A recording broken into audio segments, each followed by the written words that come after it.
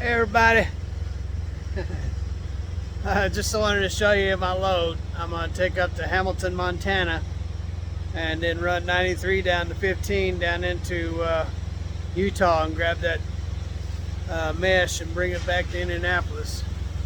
So there it is. It's got 18 straps on it. That's their new procedure. I used to put 8-foot tarps on this, and I can't remember how many straps, probably 12,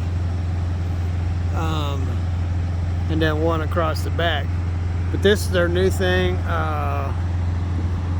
just a smoke tarp on the front, 18 straps and not one on the back, because it's got 3 on the bundle. See?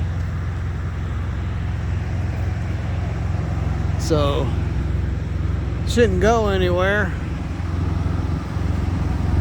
Got that smoke tarp, put a couple ropes on it just now. I don't know if it'll come loose up there or not. We'll find out though. So there's my load. There she be. Alright everybody, I'm gonna make a cup of coffee and get on out of this place. Start racking up some miles. You guys have a great day. Later.